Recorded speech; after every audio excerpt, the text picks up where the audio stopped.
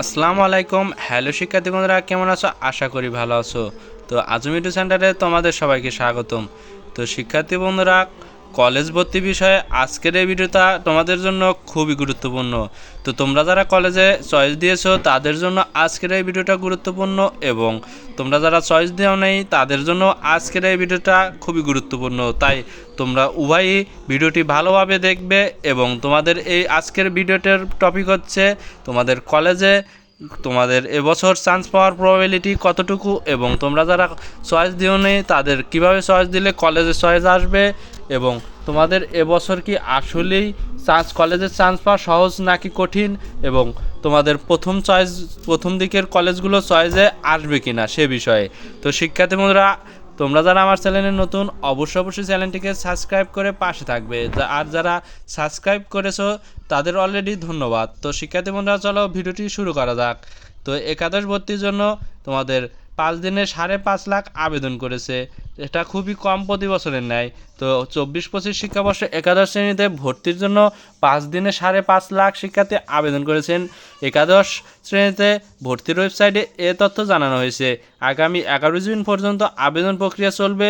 এছাড়া আবেদনের সাইট রক্ষণাবেক্ষণের জন্য প্রতিদিন রাত 10টা থেকে 1টা পর্যন্ত বন্ধ থাকবে।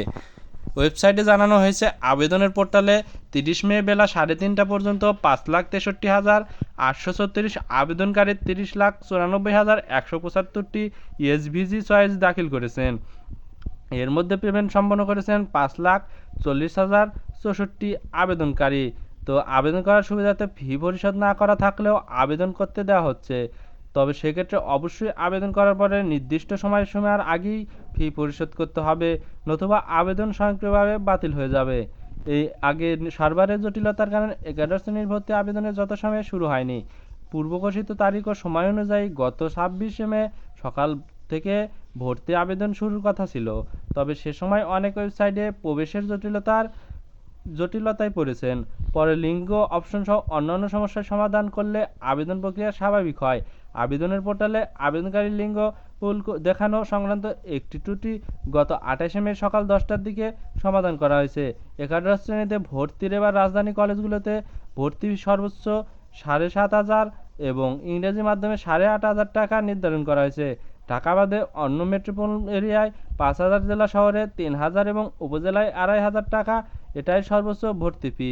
এবার জানবো আমাদের আবেদনে এবার চান্স পাওয়ার প্রবাবিলিটি কতটুকু। এবার একাদশ শ্রেণীতে 25 লাখ আসন থাকলেও পাস করেছে 16,72,000 শিক্ষার্থী।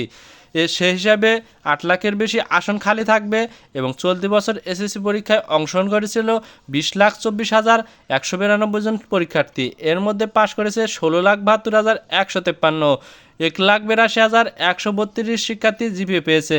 তো শিক্ষার্থী বন্ধুরা, এখানে দেখাই যাচ্ছে যে তোমাদের অনেক সিট ফাঁকা থাকবে, তাই তোমাদের কলেজে চয়েস পাওয়ার ক্ষেত্রে খুবই ভালো হবে, এবং তোমাদের প্রথম দিকের কলেজের চয়েসের লিস্টে প্রথমগুলো আসবে। তো শিক্ষার্থী বন্ধুরা, 9টি সাধারণ মাদ্রাসা কারিগরি বোর্ডে গড় পাশের হার 83.04%। পাশ করা এসব শিক্ষার্থী ভর্তির জন্য দেশের শিক্ষা প্রতিষ্ঠানগুলো একাদশ শ্রেণীতে আসন রয়েছে অনেক বেশি, 25 লাখ।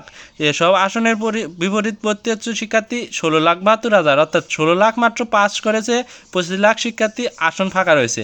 তো 16 লাখ পাস করেছে, তার মধ্যে তোমাদের 6 থেকে 7 লাখ ডিপ্লোমা ও অন্যান্য জায়গায় যাবে, এবং 10 লাখের মতো তোমাদের আবেদন করবে। তো শিক্ষার্থীরা 10 লাখ আবেদন করলে আরও 15 লাখ সিট ফাঁকা থাকে, যে কারণে তোমাদের এবার চান্স পাওয়া খুবই সহজ, এবং প্রথম চয়েসের কলেজগুলো আসবে। তো শিক্ষার্থীরা, আশা করি বিষয়টি বুঝতে পেরেছো। ভিডিওটি ভালো লাগলে অবশ্যই লাইক দিবে, এবং পাশে থাকা বেল আইকনটিতে ক্লিক করে রাখবে, এবং অবশ্যই সাবস্ক্রাইব করতে ভুলবে না।